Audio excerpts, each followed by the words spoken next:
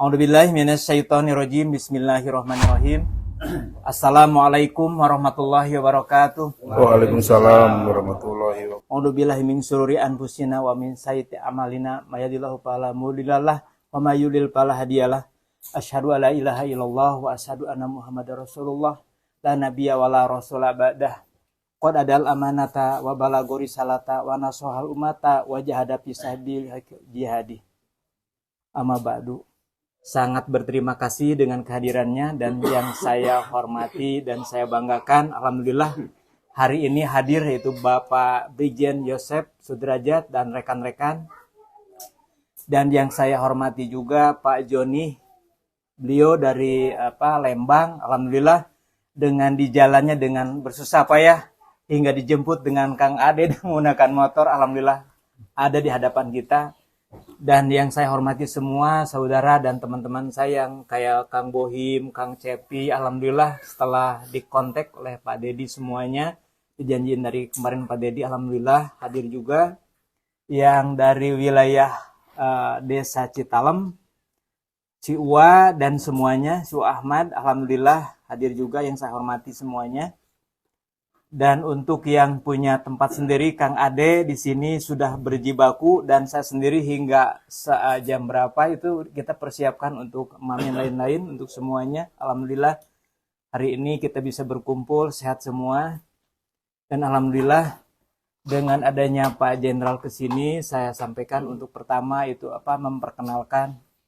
Yang kedua ada sebuah hal kepentingan yang nanti akan disampaikan oleh beliau. Dan nanti kita akan lengkapi dengan aspirasi-aspirasi kita. Dan pertemuan yang diantaranya ini kita akan bahas pula. Kenapa? Karena memang momen hari ini adalah momennya momen tahun partai atau tahun kita di sini untuk politik. Nah untuk itu maka kita akan mengeluarkan aspirasi-aspirasi yang akan dibawa oleh Pak Jenderal Pak Brigjen Yosef dan rekan-rekan. Dan selanjutnya kita akan lebih mengkaji di teknis-teknis untuk di lapangan yang ditemukan dan hambatan oleh kita. Kita akan sampaikan ke beliau juga. Dan selanjutnya di komunikasi lain nanti akan ditanggapi langsung oleh Pak Brigjen dan itu pun akan jadi jawaban dan pegangan untuk teknis kita di lapangan.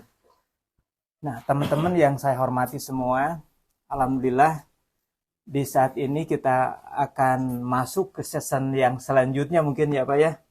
Apa kita dari aspirasi atau mungkin temuan kita dulu atau mungkin dari Bapak dulu memperkenalkan. Dari ini dulu ya. Aspirasi, temuan apa yang temuan semuanya ya. Assalamualaikum warahmatullahi wabarakatuh. Kenalkan abdi Bapak RW 08 Bapak M Pakih nu ngagegeh di wilayah ieu. Ngahaturkeun nuhun ka Bapak Jenderal caleg Tipan nomor 2 RI sareng Bapak. Mudah-mudahan doa anti abdi sing janten tiasa abdi sadaya nu ngelingih di dieu nganteur ka Senayan Pak. Amin ya Allah. Sareng seueur kaperyogan di wilayah abdi terutama masalah jalan terus terang. Neme ayeuna abdi selama ngajabat RW kalingihan ku caleg di RI tingkat RI. Alhamdulillah mudah-mudahan jadi berkah. Ngan kapayuna hoyong diperhatoskeun wilayah-wilayah sepertos wilayah di sini Pak, wilayah yang lainnya yang tidak tersentuh sama sekali sama aspirasi program-program di pemerintah di bawah maupun di pusat. Lihatlah kondisi jalan lah, air, susah air. Gimana caranya supaya jangan berguming di dalam pencalegan, caleg ini, caleg ini, tapi belum ada yang menyentuh masyarakat supaya sejahtera. Pertama jalan, cai, dan yang lainnya. Terang sendiri Pak, jalan ke sinilah. Nah, terus masalah pencalegan insya Allah saya siap menjadi di pihak RW jadi korwe untuk menyukseskan Bapak ke depannya yang mungkin beberapa hari lagi akan dilaksanakan pemilihan. Dan jangan lupa kepada kami Pak, jangan lupa kepada kami bukan lupa kepada Bapak RW-nya, Bapak Pakihnya, tapi masyarakat di lingkungan sekitar Desa Cijenuk, Kecamatan Cipongkor, atau orang teh masih Indonesia Pak, tapi nggak dilihat lah ke sini siapa yang di sini jadi bisa ngarojok ke atas sehingga di dia atuh jalan-jalan Pak, jalan lah gitulah diperbaiki usaha wae lah, terutama si Bapak insya Allah Pak, mudah-mudahan tos janten jangan lupa ke sini lagi, tolong dibangun. Dan yang lainnya masalah pemilihan mungkin sabada ini kita rembuk gimana baiknya supaya si Bapak bisa didukung ku wilayah abdi, wilayah Cijenuk, Cipongkor, dan Dapil 2. Dapil 2-nya Pak, Dapil 5, tapi Bapak Jabar 2 ya? Ya, siap Pak. Terima kasih Pak. Assalamualaikum warahmatullahi wabarakatuh. Waalaikumsalam warahmatullahi wabarakatuh. Mukadimah ngiringan ke Pak Agus. Yang saya hormati Pak Jenderal Yosef sudah 2 kali bertemu barangkali. Bapak Joni juga sudah 2 kali ya. Rekan-rekan, alhamdulillah bahwa sore hari ini kita bisa berkumpul dalam rangka silaturahim yang lebih utama lebih pada konteks mengedepankan dari sisi sikap terkait dengan Bacaleg Bapak Jenderal Yosef dan Pak Joni. Setelah temuan hari ini karena banyak bacaleg gitu kan ya, kepada rekan-rekan terutama KUA gitu kan, ingin meminta bantuan. Nah, setelah itu kami mengevaluasi di tatanan elektabilitas dalam hal ini ya grassroots di bawah Pak RW. Nah, ini yang jadi persoalan, Pak. Gitu kan. Kalau kita menyampaikan visi, misi, kemudian kenegarawanan, kemudian perjuangan, ternyata bahwa di masyarakat itu maaf ini kan ya. Kalau kita ini ya sebagai pemilih rasional ya, saha atuh nu deuk ditangkungkeun jadi pamimpin teh keur ngawakilan orang di pusat. Pan urang mah rasional, tapi ketika masyarakat bawah dan menengah juga, ini pengalaman yang fakta yang real Pak Jenderal. Ternyata bahwa hari ini ada rasional tradisional lebih pada konteks pragmatis. Ternyata contoh aja Pak Gus, ketika kami di Cibogo, di kampung Cibogo, kemudian di kampung Cibanteng, karena mempunyai tanggung jawab moral Pak Haji Yana ya. Tah centeh lamun keur presiden mah aya gambaran kena teh foto. Tah keur DPR keur DPR pusat mah warnana ieu, provinsi ieu, kabupaten ieu. Apa yang menjadi jawaban masyarakat dengan artinya kumaha bahasan atau bagusnya? Iya, dengan tidak ada beban. Apa jawabnya? Aya duitan, Wak. Ini kan tidak bisa mengelah, Pak. Artinya tadi itu ya. Ini bukan semata-mata atau serta-merta ini disampaikan kepada jenderal bahwa kondisi di elektabilitas masyarakat ini demikian. Tapi upaya kita barangkali ya tadi karena kami menyikapi persoalan-persoalan politik dari pendapat mah prinsip gitu bahwa politik itu bukan tujuan akhir, tapi mari kita membangun dari sikap moral. Nampaknya sekian dulu Pak Yosef. Terima kasih. Assalamualaikum warahmatullahi wabarakatuh. Waalaikumsalam warahmatullahi wabarakatuh. Assalamualaikum warahmatullahi wabarakatuh. Waalaikumsalam warahmatullahi wabarakatuh.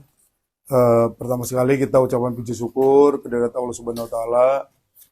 Berkat rahmat dan ridhonya kita bisa berkumpul nih, ada dari desa seberang kan. Ada jauh-jauh. Salawat dan salam kita aturkan ke junjungan kita Nabi besar Muhammad SAW beserta kerabat dan sahabatnya yang saya hormati. Sesepuh ini udah 2 kali ketemu. Terus Kang Agus, Sebul Bait, Kang Ade. Baik, saya udah mendengar dari dari teman-teman sadayana. Saya bahasanya campurannya. Iya. Jadi yang pertama, kalau tidak digerakkan oleh Allah, datang karena ia kumpulan pasti hoream. Nggak semua panas, jauh, kesang ngoprot, Jalan putus. Uwatina. Nah, jadi berawal dari diundang oleh Kang Agus sareng Uwa Ya. masuk ke sini, dalam benaknya pasti berpikir seperti itu. Entah itu DPRD tingkat 2, DPRD tingkat 1, hari nggak jadi itu sok cul leos. Itu udah pasti itu. Makanya saya sebelum masuk ke materi itu, saya perlu kenalkan diri dulu. Saya perlu memperkenalkan diri karena memang kalau tidak diperkenalkan nggak kenal, nggak sayang gitu loh. Karena memilih itu adalah hak masing-masing pribadi, tidak boleh dipaksakan oleh siapapun. Jadi saya akan perkenalkan diri dulu, mudah-mudahan dengan perkenalan nanti dengan saya udah tugas di mana, orang mana, tambah ada kepercayaan. Itu harus ada saling keterikatan, saling kepercayaan di situ. Nama saya Yusef Sudrajat. Jadi saya datang sini dengan Kolonel Joni, Purnawirawan. Ini Joni juga, pada orang Sunda gitu loh. Kira orang Maluku ya. Iya. Saya Yusef Sudrajat. Saya lahir di Bogor, di Gunung Salak. Di kaki Gunung Salak, di situ ada nama Cigombong, masuk ke dalam Cisalada, di Cicurugnya saya lahirnya. Karena ibu saya orang situ, bapak saya tentara. Bapak saya tentara tahun 60. Pada saat 62 ada DITII, ada pagar betis, bapak saya tugas di Gunung Salak. Jadi pagar betis itu bukan di Garut aja, ada juga yang di Gunung Salak sana. DI-nya banyak juga di sana. Jadi di sanalah ketemu dengan ibu saya, nikah di sana, dibawa ke Jalan Manado. Lamun Persib nu aing pasti nyaho kabeh. Iya Persib nu aing teh. Mas nu aing pasti nyaho. Karena Jalan Manado teh di jalan di lapangan Siliwangi. Belakang Siliwangi itulah asrama Aranu di 3. Mun baheula mah Arsutilu. Nah, itu. Jadi saya besar di situ. Nah, Tongkeng sebelahnya. Saya Jalan Manadonya. Jadi saya besar di situ, mulai dari lahir di Bogor, udah lahir di bawah. Karena dulu pada saat nikah dibawa ke Jalan Manado, bapak saya operasi di Wikora. Kamana? Bebaskan Papua. Di Ambon nyekat sampai ke Papua. Ibu saya melahirkan, dibalikin heula ke Bogor ke ini orang deh itu. Dilahir di situ. Pulang balik lagi jam Manado. Saya di Manado lah itu. SD SMP saya di situ. SD saya di Patra Komala, SMP saya di Jalan Ambon SMP 7. Bapak saya pindah ke Bekang di Jalan Sri Gading, dari arah Nud pindah ke Sri Gading. Harus keluar dari arah Nud di 3. Nggak boleh lagi rumah di asrama. Saya pindah ke Jalan Muhammad Toha, Gang Gemah. Lamun bala sok nonton bioskop dinya ya, bioskop Montana. Depan bioskop Montana. Rumah saya. Sehingga SMA saya di Baleendah. SMA saya di Baleendah di Karya Pembangunan. KP Baleendah. Nah, disitulah saya dewasa. Saya pemain poli, kemana-mana lah. Poli tahun 80 mah pasti teman saya semua lah. Waktu itu. Karena saya udah sampai Jabar kan. Baru saya masuk Taruna. Tahun 83 saya lulus SMA. Saya daftar Taruna sampai Magelang pulang. 84 daftar lagi sampai Magelang pulang lagi. 85 daftar masuk. Jadi saya 3 kali masuk Taruna Akademi Militer. Saya lulus Taruna 4 tahun di sana. Tugas pertama saya di Aceh. Tugas pertama di Aceh. Dan saya dapat jodoh di sana. Jodoh tentara biasa sesuai skep. Surat perintah, surat keputusan Kasad. Tugasnya di mana? Pertama ya di situ ketemunya. Karena ya tiap hari ketemu kan, jadi jodoh sana. Istri saya namanya Desmaneti Anita. Dia dulu ketemu saya kerja di telekomunikasi Telkom. Saya pensiun setelah saya Dandim Istri saya pensiun. Jadi aslinya orang Minang, tapi juga bahasa Minang nggak bisa karena lahirnya di Medan. Orang tuanya semua di Medan, cuma sukunya Minang. Saya punya anak 3. Anak pertama Muhammad Rakargnata. Lahir di Lok Sumawe tahun 94. Berarti ya udah 29 tahun lah, mau 30 ini. Udah punya cucu 1 di situ saya. Berarti saya udah aki. Belum aki-aki, baru 1. Nah sekarang anak saya itu Letnan 1, Danki di 403 di Jogja, di Kuntungan. Yang kedua, Raras Anissa Putri, perempuan. Lahirnya di Bandung, di Sereningsi. Terus, waktu itu, hamil istri saya pulangkan ke Bandung ke ibu saya, biar diurus di situ. Dapatlah perempuan itu ya. Saya waktu itu masih di PD. Terus yang ketiga namanya Muhammad Rizky Andanda Sudrajat. Lahir tahun 2001 di Sumedang. Sekarang lagi pendidikan di Akademi Militer tingkat 4. Jadi habis sudah. Hanya 3. Yang perempuan udah nikah, yang 1 ini lagi pendidikan. Habis. Saya di Aceh seberapa tahun Pak Sep? Di Aceh saya 20 tahun. PD itu saya 94 sampai 97. Sampai semua itu di situ. Jadi saya 20 tahun di Aceh, mulai pecahnya GAM periode 89, pada saat itu tuh Kapten Trimin dibunuh di Raya, langsung diangkat pakai tiang bendera, dikerek sama Ishak Daud, GAM-nya Ishak Daud namanya. Disitulah pecahnya GAM.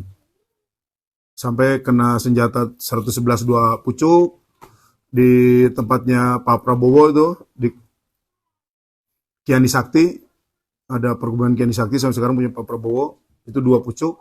Udah itu TMMD atau Bakti TNI 113, kena 21 pucuk. Sama Ishak Daud itu. Diambil mati anggota berapa orang. Di situ pecah mulai. Saya selama 20 tahun Pak, naon-naon gawekeun. Saya banyak ngebunuh GAM. Terus terang aja. Saya dapat KPLB tahun 90. Waktu itu saya berdua dengan ajudan saya, ketemu GAM 10, kita PC, 10-10-nya meninggal. Itu yang bisa saya ceritakan kepada akang-akang ini. Kepada akang ini saya ceritakan itu, karena memang itu ada buktinya saya dapat kenaikan pangkat luar biasa. Yang lain-lain off the record, hanya saya dengan Tuhan yang tahu. Udah itu saya pindah ke Ambon, 3 tahun di Ambon, jadi ASOP. Kurang puas, pindahin Papua 2 tahun, sehingga 34 tahun masa dinas saya, 25 tahun saya di daerah operasi. Kalau di kampung, di kampung, di daerah operasi, daerah rawan. Dan jarang sekali perwira yang seperti saya. Ada yang hebat, Kopassus jagoan gitu. Ke Aceh setahun balik lagi. Ke Papua setahun balik, ke Ambon setahun balik. Iya kan? Tidak menetap, saya menetap di Aceh 20 tahun. Nah itu yang saya buat, yang saya lakukan, dan itu karena skep. Kalau suruh milih, ya nggak mau. Tapi kita tentara begitu disumpah, harus sudah seperti itu. Itu yang pertama. Ini saya ceritakan, latar belakang ini. Yang pertama, anak dan istri. Akan di luar, dia itu kadangunya. Anak dan istri. Mengurus anak dan istri itu lebih sulit daripada mengurus 1 brigade waktu saya dan brig, 1 dan korem waktu saya dan rem, 1 dan pusdik waktu saya dan pusdik, itu 1.000 orang anggotanya. Dan pusdikip saya 1.308 orang. Mudah saya ngurus. Mudah. Ada yang bandel, kasih tahu. Bandel terus, saya jungkirin. Bandel juga tempeleng. Bandel juga, saya buat surat teguran. Atau kita sidangkan masuk penjara. Bandel terus, ya pecat. Itu ngurus prajurit. Tapi ngurus anak istri, sok. Anak ribut, ku urang dicarekan, pemajikan nyarikan ke aing. Iya kan? Ku aing tadi dicarekan, diantepkan, pemajikan nyarikan mana? Jadi salah kita gablek. Iya cenah. Boga perasaan itu budak itu diantepkan. Ya kan? Karena perempuan itu, pasal 1, perempuan tidak pernah salah. Pasal 2, apabila perempuan salah, kembali ke pasal 1. Jadi perempuan tidak pernah salah. Itu ngurus keluarga itu paling sulit. Bener. Aing cicing di imah wae, Pak, gawe ini, ini tuh keluar dengan duit, ya kan? Orang balik jam 11 penting, mana janda wae dek nih, karena dek balik. Nah, semua salah. Semua salah. Makanya milih bapak-bapak ayeuna, milih yang mujikan perwakilan bapak-bapak di pusat itu harus lihat pertama keluarganya dulu. Dia bener tuh ngurus keluarganya. Mau ngurus keluarga tak bisa, udahlah. Jangan harap ngurus yang lain. Hanya 2-3 orang keluarga itu, tapi sulitnya minta ampun. Benar kan, Pak? Karena kan banyak sekali cerita berseliweran di luar. Si bapak itu mah suami takut istri, katanya kan? Padahal tidak ada namanya suami takut istri. Yang adalah suami menghormati istri. Tenaga pengajikan sakumaha sih? Tampilin dia selesai. Tapi kan bukan itu. Kita membina rumah tangga punanya kuat-kuatan, ya kan? Saling menghormati itu. Menjaga perasaan anak, perasaan istri gitu loh. Makanya lihat, bener nggak si calon ini? Keluarganya bener tuh. Makanya saya perlu menyampaikan silsilah keluarga saya. Anak saya 2 udah jadi tentara, ikuti saya. Yang 1 udah perempuan, udah nikah, selesai. Udah purna saya untuk ngurus keluarga. Tinggal saya ngurus, balik lagi ngurus negara dengan ngurus majikan, hiji berbakti itu. Paham ya Bapak-Bapak ya? Lihat yang lain coba. Siapa sih? Rata-rata umpetin. Istri ini, istri 3, 4, 5. Kan nggak bener gitu loh. Itu yang pertama. Yang kedua, saya tadi udah bilang bahwa saya lama di daerah operasi. Secara resmi, negara memberikan gelar ke masa saya, walaupun tidak jelas, saya pahlawan. Karena saya udah diberikan bintang kenaikan pangkat luar biasa dari Letnan 2 ke Letnan 1. Artinya, saya menjadi contoh bagi perwira lain gitu loh. Di Aceh itu, dari tahun 89 sampai 2005 pasca tsunami terus kontak damai, itu yang naik pangkat luar biasa, perwira, hanya saya sendiri. Kalau Tamtama Bintara ada beberapa orang. Karena biasanya yang tempur ke depan tuh Tamtama dan Bintara. Perwiranya di belakang. Tapi saya kebalik. Saya yang di depan. Makanya saya dapat kenaikan pangkat luar biasa. Secara kelembagaan saya dapat kehormatan. Tapi secara saya pribadi, hak siapa yang mau ngebunuh orang? Tidak ada yang berhak, yang kecuali Allah Subhanahu wa Ta'ala. Makanya saya masuk partai itu, salah satunya adalah hayang masuk surga, Pak Ustadz. Ingin masuk surga. Lain bukan cari duit, bukan cari pangkat.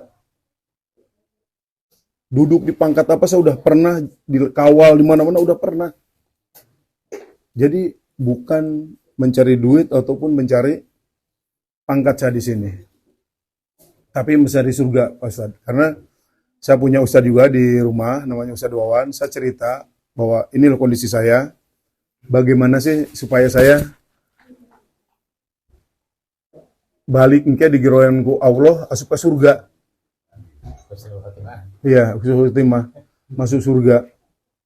Kata Pak Ustadz, ya udahlah Pak Ustadz udah pensiun nanti dengan saya aja ngurus anak yatim, masuk masjid, kemana-mana ibadah, sedekah, segala macam melakukan sampai meninggal. Udah itu saya tanya Pak Ustadz, kalau saya lakukan itu udah meninggal, yakin nggak masuk surga? Belum tentu. Belum tentu, Ustaz. Iya kan? Ya. Belum tentu masuk surga.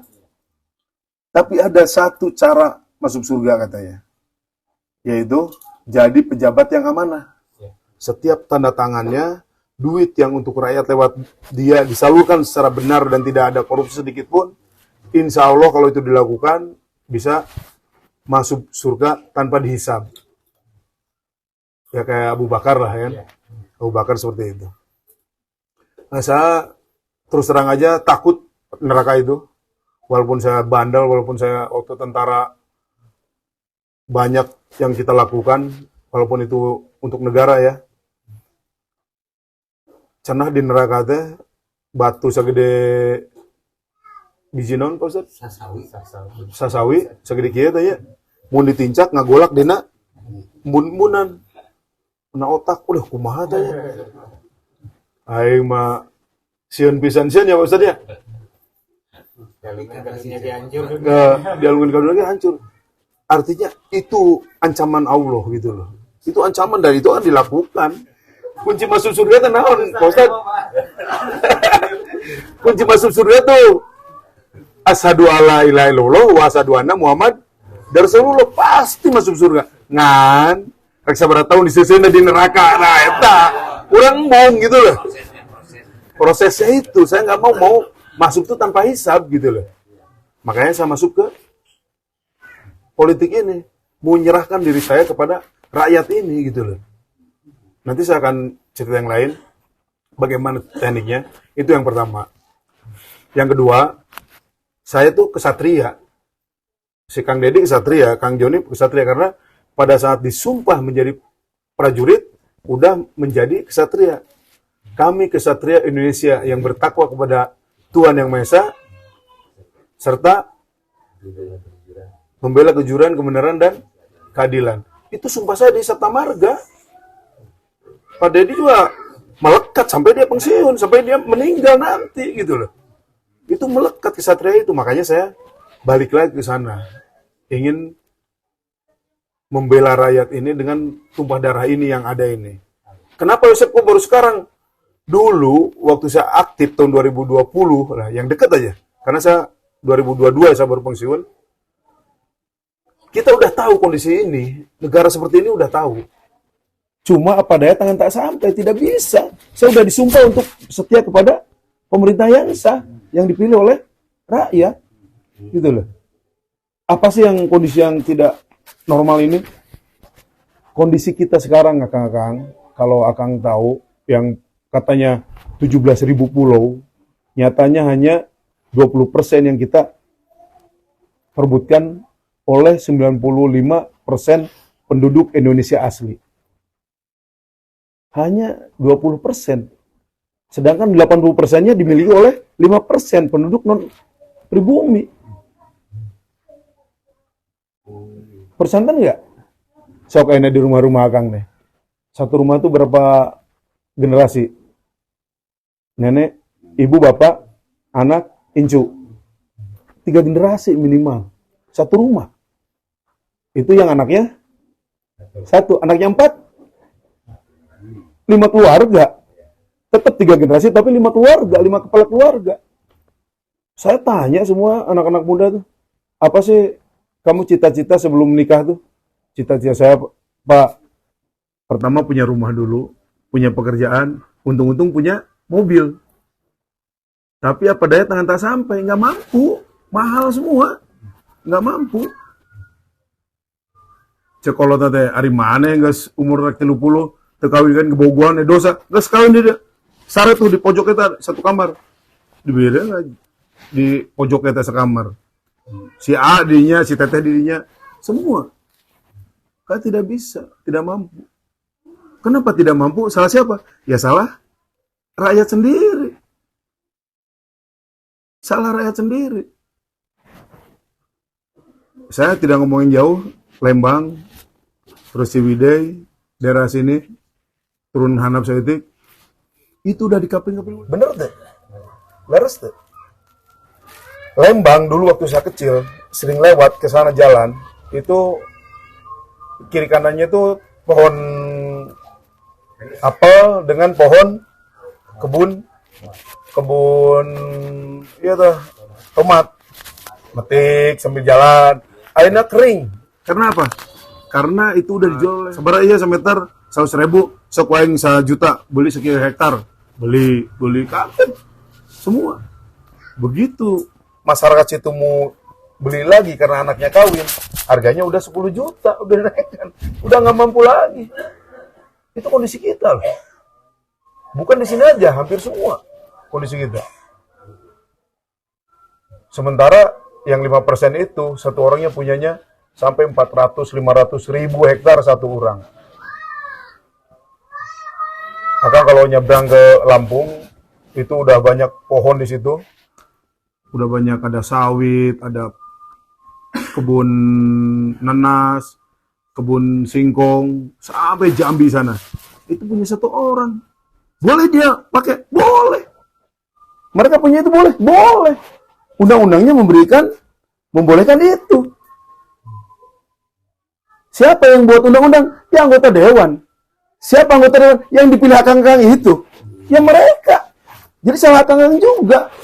Memilih orang-orang yang seperti itu. Semua di amandemen Undang-Undang Dasar 45. Dulu masih bunyi pasal 33 itu. Bumi, tanah, kekayaan alam dikelola oleh negara untuk kepentingan rakyat. Akhirnya swasta semua.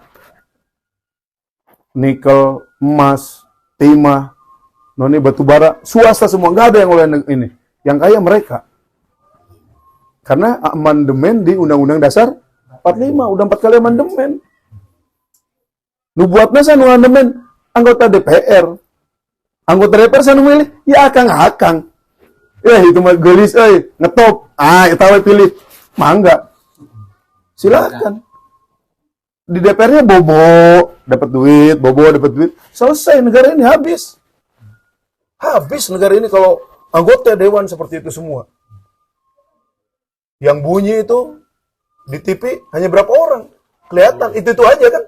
Tidak ada yang lain lagi. Yang lain mah bobo aja. Karena tidak mampu. Dengan bangganya seorang anggota dewan pelantikan bawa istri 4 biji. Cuma 4 orang istrinya. Ada kan? Kan gila ini. Memamerkan itu. Dipilih juga sama rakyat. Yang salah siapa? Ya rakyat. Rakyat yang selalu, setiap ada anggota dewan, ada yang datang calon-calon itu, selalu wani piro. Yang dibilang tadi, wah itu, wani piro. Iya kan? Itu kesempatan mereka. Kesempatan mereka untuk memberikan itu. Karena pada dasarnya, yang punya duit itu adalah orang-orang itu. Yang menguasai sekarang di negara ini. Yang tidak mau kuasanya diganggu-gugat. Ngambilin semua harta-harta itu. Ya silakan kalau mau itu. Wani piro. Kasihlah 50.000 di serangan pajar. 100.000 serangan pajar. Selesai udah itu, dadah. Pergi dia. Memperkaya diri dia di sana. Karena udah dibeli. Apalagi? Saya datang ke sini ingin membereskan yang seperti itu gitu loh. Saya tidak akan melakukan itu. Karena pada dasarnya yang menyogok dengan yang menerima itu tidak dosa. Enggak dosa kan? Enggak ada dosanya. Ada di YouTube tuh Pak Ustadz itu. Orang ujung pandang nyari satu Quran dicari. Apa hukumnya yang nyolok, yang menyogok dengan yang menerima? Tidak dosa. Tapi langsung masuk neraka hukumannya. Kalau dosa itu bisa tobatan nasuha, ya kan? Ini kalau masuk neraka harus dilecek lah. Mau nggak 50.000 silakan. Percuma kita sholat 17 rakaat tambah sunat tambah ini ya kan ya. Ngasih yatim piatu, tapi 50.000 diambil, masuk neraka. Masuk neraka itu Ustaz ada yang ngomong. Jadi artinya tidak ada lagi bahasa ambil duitnya, colok yang lain. Jangan pilih orangnya. Sama itu masuk neraka juga. Bener. Masuk neraka. Buka di YouTube itu. Ada tuh. Orang ujung pandang itu. Dia ngomong. Tidak ada. Tidak ada lagi. Jadi kalau ada yang mau ngasih, tolak. Udah. Daripada masuk neraka gara-gara 50.000. Dan yang lebih mengkhawatirkan, Kang, hak asasi manusia itu untuk menyolok ataupun untuk dipilih itu hak yang diberikan oleh negara di negara tertentu. Tapi yang lebih besar lagi adalah hak yang diberikan oleh Allah Subhanahu wa taala kepada setiap individu. Artinya itu luar biasa gedenya gitu loh.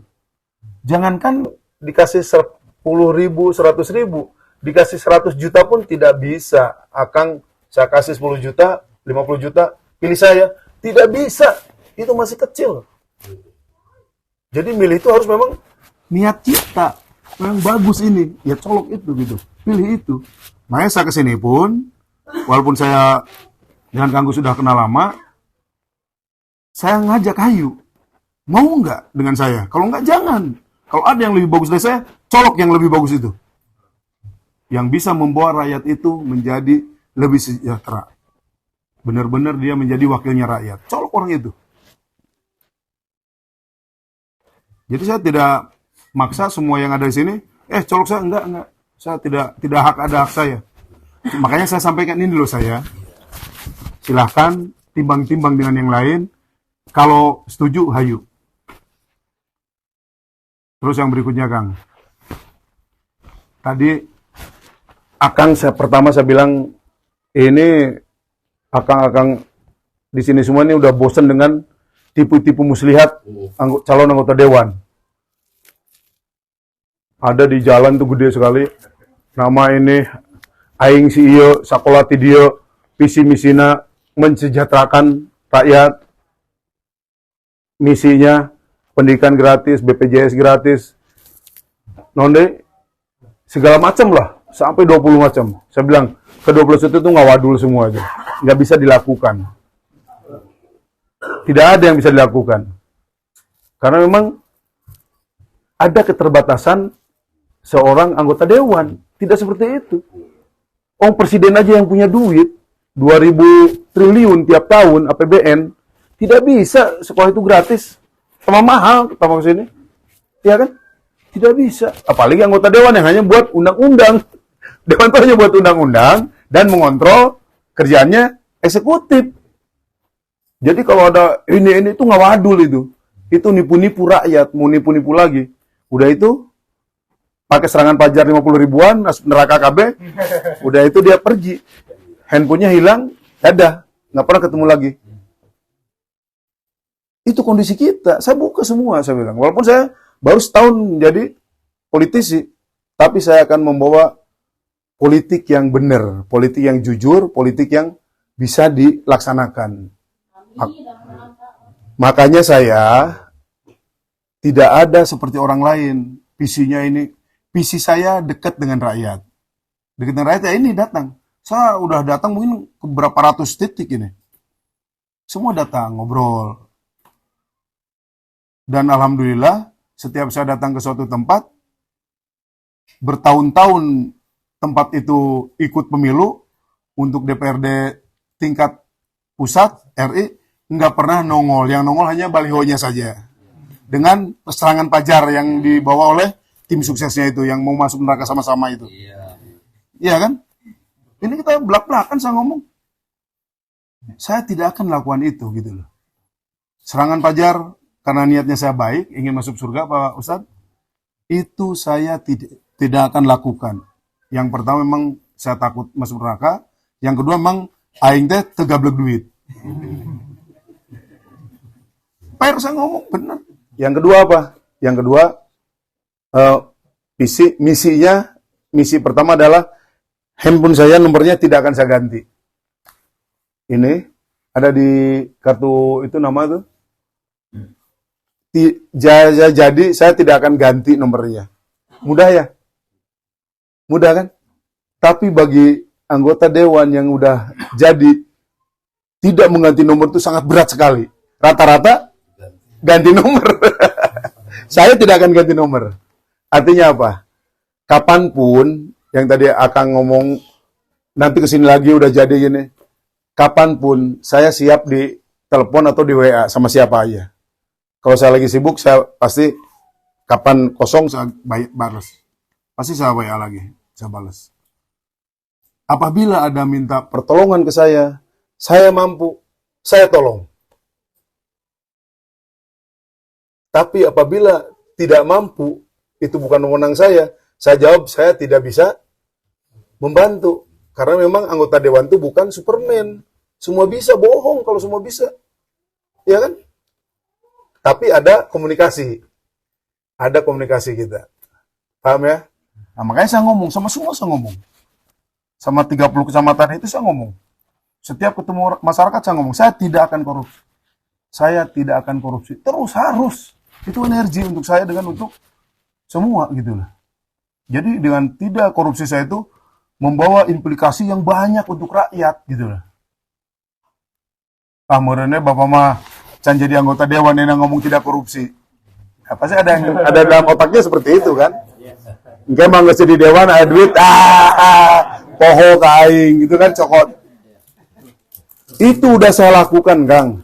Saya dan sektor 21 Citarum Harum tahun 2018 awal sampai 2019 akhir, mau 2020, 2 tahun.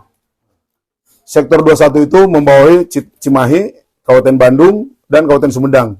Pabrik di situ ada 450 pabrik. Lamun aing cicing wungkul, perem, pokoknya udah jangan gitu aja. Satu pabrik tuh mau ngasih saya 10 juta 1 bulan. Kalikan aja kalau kali 400 berapa? Teka hitung kurang ge. Teka hitung. Tapi itu saya tolak semua. Saya tolak. Yang saya lakukan adalah pabrik yang kotor saya cor, saya tutup. Yang tidak saya tutup karena keterbatasan waktu, mereka berbenah untuk membuat IPAL yang benar. Lakukan IPAL yang benar.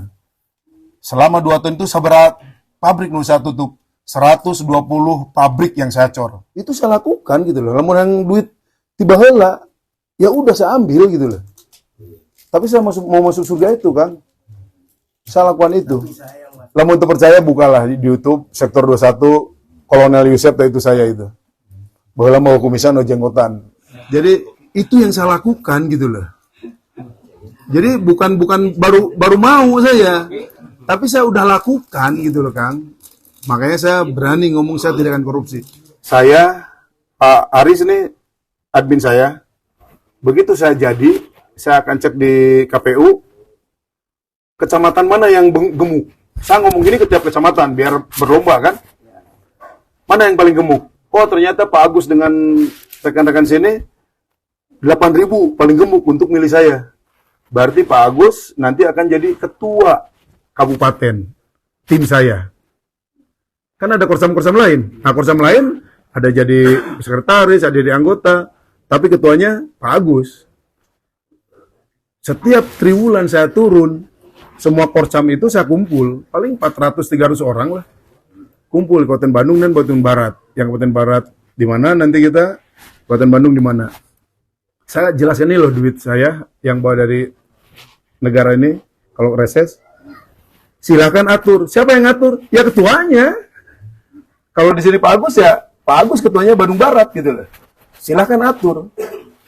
Terutama prioritas utama adalah yang gemuk dulu.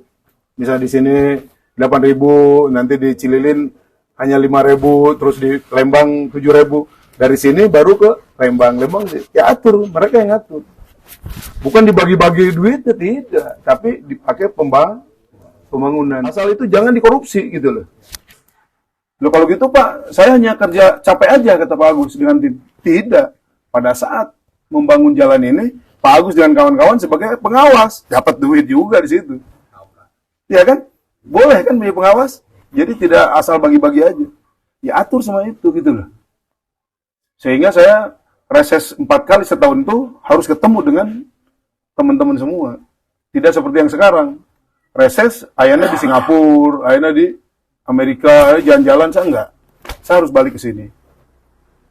Saya akan membuat politik itu menyenangkan bagi saya, bagi masyarakat. Politik itu jadi tali silaturahmi yang benar-benar silaturahmi. Ngertosnya sederhananya, saya harus salaman dengan 20.000 orang. Satu kecamatan 500 kali 40 kecamatan. Harus salaman saya. Baru sampai di Senayan. Jadi itu yang saya tawarkan ke bapak-bapak semua. Saya tidak bawa apa-apa. Saya hanya punya niat, punya tenaga, punya otak saya yang untuk merubah kembali Undang-Undang Dasar 45 yang diamandemen menjadi Undang-Undang Dasar 45 yang murni dan konsekuen seperti dulu. Yang di pasal 1 ayat 6 dulunya adalah Presiden Indonesia adalah warga negara Indonesia asli. Sekarang sudah di amandemen, Presiden Indonesia adalah warga negara Indonesia. Artinya, non pribumi pun boleh jadi presiden. Ini bahaya. Tahun 35 sasaran mereka, Cina presiden di sini. Sama dengan di Singapura itu. Upami cocok dengan saya, hayu. Kalau nggak cocok, jangan dipaksakan. Nggak enak. politik itu harus gembira, harus sama-sama kita menyenangkan, bahagia semua. Ya, jangan ada yang merasa ditipu, ini nggak boleh. Politik itu harus sama-sama. Saya selalu bilang harus win solution. Menang. Semua harus menang. Nggak boleh ada yang kalah. Makanya saya bilang, tim saya kasih tahu, jangan sampai ada satu orang pun yang saya sakit hati. Nggak boleh saya membuat sakit hati orang, itu dosa saya. Makanya kalau ada orang yang udah mulai miring-miring, nggak saya keluarkan, biar aja lah. Mudah-mudahan suatu saat balik lagi, biar aja, saya hanya biarkan begitu aja. Nggak mau saya, wah ini bukan tim nggak bener nih, keluarkan, nggak. Saya nggak mau gitu. Jadi itu, terima kasih atas perhatiannya. Mohon maaf apabila ada tutur kata saya yang kurang sopan, kurang berkenan, mohon maaf. Terima kasih. Wassalamualaikum warahmatullahi wabarakatuh. Kurang foto dulu boleh?